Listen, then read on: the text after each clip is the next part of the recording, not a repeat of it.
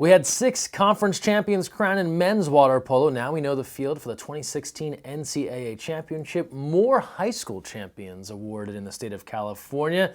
And it's Thanksgiving, so before you load up on all that good food tomorrow, indulge in some water polo. A new counterattack is next.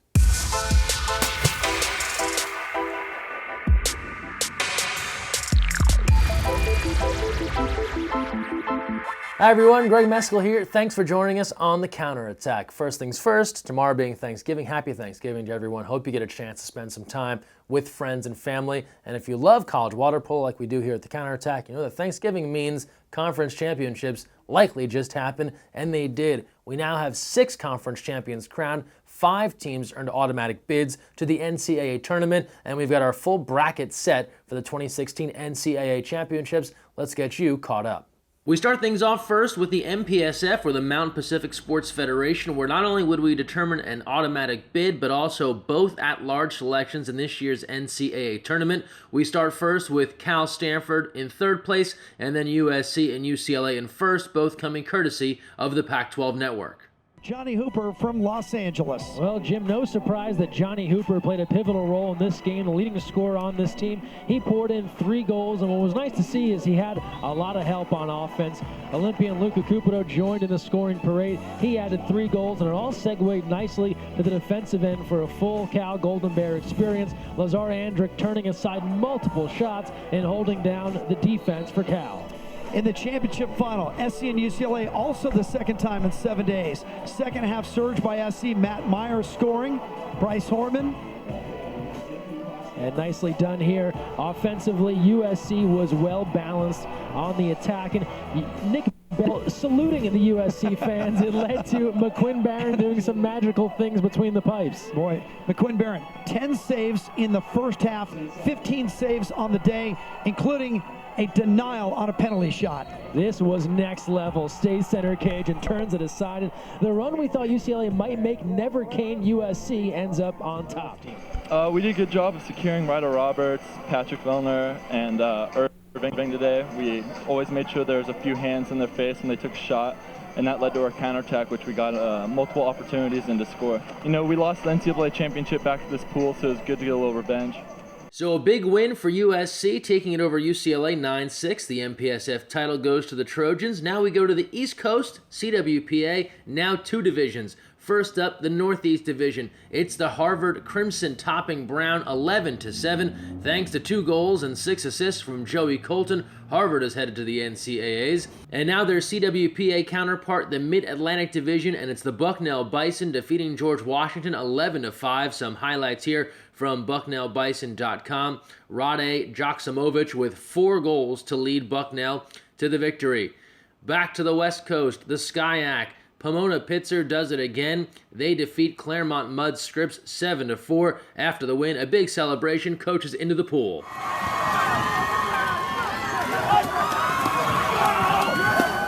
And now we go to the Western Water Polo Association. How about UC Davis and head coach Dan Layson, their first conference crown in 19 years.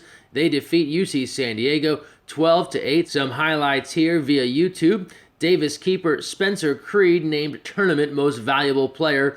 And last but certainly not least, the Golden Coast Conference. Keep in mind they don't get an automatic bid to the NCAA this year, but coming soon, Pepperdine coming back. The 4th seed in the tourney, the 9th team overall in the country. They defeat Pacific 6-5. Conference Co-Player of the Year, Marco Asic, led the way with 3 goals for the Waves. And that led us to the NCAA tournament field, which was announced this past Sunday. Not too many surprises here between the automatic bids and then the at-large selections coming from the MPSF. It is USC, the automatic winner out of the MPSF. Then 2 at-large selections also from the MPSF, UCLA and Cal, and the rest conference automatic bid winners, UC Davis, Harvard, Bucknell, Pomona Pitzer. Why are those 2 top seeds the most important? USC and UCLA don't have to deal with play-in games. They go straight to Cal Berkeley December 3rd and 4th to play in semifinal matches. Their opponents to be determined here in these play-in games coming up. If you're from the East Coast, it's a tough road. Bucknell plays Harvard as the Mid-Atlantic meets the Northeast. Then the winner of that plays another play-in game against UC Davis on December 1st. And then on the other side, Pomona Pitzer plays Cal also on December 1st. Keep in mind the November 26th game will be at Harvard. The 2 December 1st games will be in Berkeley with Cal hosting. Tough stuff there for the East Coast team to have to win 2 games just to get into the semifinal. Hopefully this can be remedied in future years and make things a little bit more of an even playing field for all the teams that earn a berth to the NCAA championship tournament. So from there, now we look at the bracket. This is what will take place December 3rd and 4th in Berkeley. Keep in mind, NCAA.com will stream all of these games live, and it'll be December 4th at Cal, where our NCAA champ will be decided. This week was a big one for high school water polo in the state of California as multiple CIF sections crowned their champions, including the CIF Southern Section Division I crown, which many consider the best high school water polo in the nation. Here are all the results. We begin in the CIF Southern Section, and a great year for Orange Lutheran continues after winning the girls' championship in the spring. They come back and win the boys here at the Division I level, defeating Huntington Beach 9-7. Division II, Santa Margarita over Laguna Beach 6-4. Division III, Oaks Christian topping Aliso Niguel 9-7. Olympic team assistant coach Jack Coker leading Oaks Christian there to the victory. Division IV, it's all Royal 12-6 over Yucaipa. Division V, Burbank Burroughs beating San Juan Hills 12-7. A close one in Division VI as Roosevelt edges Xavier Prep 9-8, and in Division VII, Shadow Hills over Chaffee 8-4. And now to the CIF LA City section. They always play a couple of days before the rest of these final CIF sections. Palisades defeating Granada Hills 10-4, and hats off to Palisades, their 5th straight LA City section title. Going south, the CIF San Diego section, a great one in the open division, went to overtime. Vista stopping Cathedral Catholic's dominant run in San Diego. They win it 12-11. That ends a 4-year run of titles for Cathedral Catholic.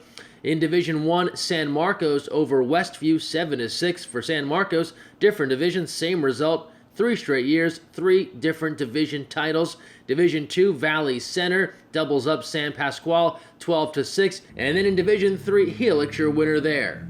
Staying in California, CIF Central Section, Division I Boys, Buchanan 8, Clovis 3. Division II, Porterville takes it to Redwood 15-3.